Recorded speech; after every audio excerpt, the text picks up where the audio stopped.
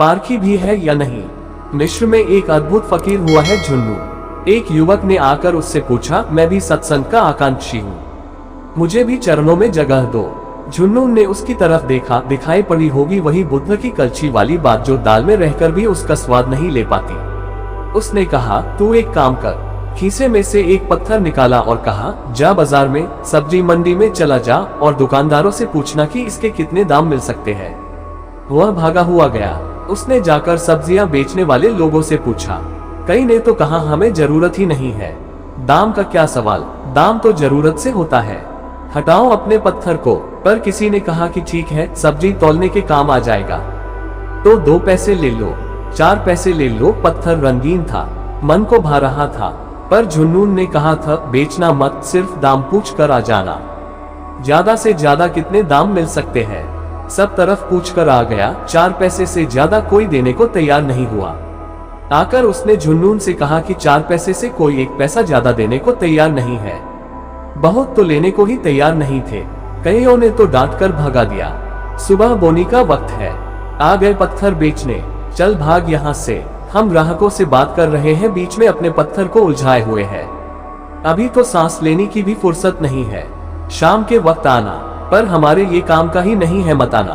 किसी ने उत्सुकता भी दिखाई तो इसलिए सब्जी तौलने के काम आ जाएगा, इसका बाट बना लेगा। एक आदमी तो ऐसा भी मिला कि काम को तो कोई नहीं है, पर दे जा, बच्चे खेल लेंगे, अब तुम ले आए हो तो चलो दे ही दो। और ये 4 पैसे बड़ी दया से 4 दे रहे थे, जैसे मुझ पर बड़ा एहसान कर रहे हो, कहो तो बेच आऊं।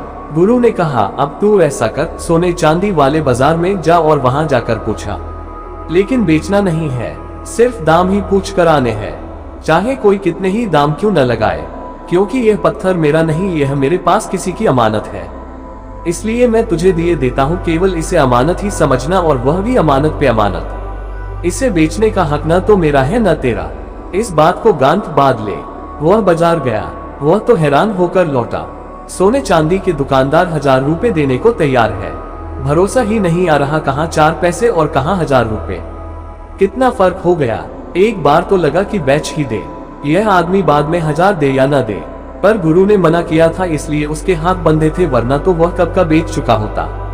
लौटकर आया और अपने गुरु को कहने लगा, इस पत्थर के एक आदमी 1000 रुपए देने को तैयार हो गया है, 500 से तो कम कोई देने को तैयार ही नहीं था, अब कहो तो इसे बेच आऊं।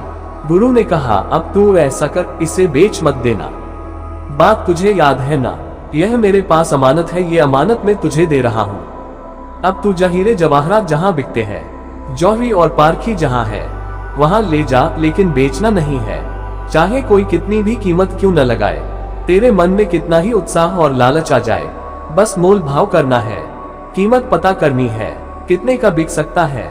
वह गया तो और भी चकित रह गया, वहां तो 10 लाख रुपया तक देने को तैयार है इस पत्थर के। वह तो पागल ही हो गया, उसे लगा कहीं मैं सपना तो नहीं देख रहा, कहाँ 2 पैसे 4 पैसे और कहाँ 1000 और कहाँ लाखों। इस बार उससे नहीं रहा जा रहा था, मन कर रहा था इससे सुनहरी मौका फिर नहीं आएगा, इसे बेच ही दे। जल्दी जल्दी लौटकर अपने गुरु के पास आया, और गुरु ने उसका चेहरा देखते ही कहा, पत्थर कहाँ है, पहले वो दे। और पत्थर दे दिया, फिर पूछा, सब ठीक है, समझा जो पत्थर तुझे दिया था उसकी कीमत देखी, अब अपनी और देख, सत्य का तू आकांक्षी है, इतने से ही सत्य नहीं मिलता, पारखी भी है या नहीं, नहीं है तो हम सत्य देंगे और तू 2 पैसे दाम बताएगा, शायद 2 पैसे का भी नहीं समझेगा, पारखी होना जरूरी है, पहले पारखी होकर आ, सत्य तो है, हम देने को भी तैयार है, लेकिन सिर्फ इतना तेरे कह देने से कि तू आकांक्षी है काफी नहीं होता, क्योंकि मैं देखता हूँ अकड़ तेरी भारी है, पैर भी तूने झुककर छुए हैं, शरीर तो झुका, तू नहीं झुका, छू लिए है उपचार वश, छूने चाहिए इसलिए, और लोग भी छू रहे हैं इसलिए, झुकना ही तुझे नहीं आता। तो जिन हीरो की यहाँ चर्चा है, वह तो झुकने से ही उनकी परख आती है, तो पहले झुकना सीख कर आ ओशो।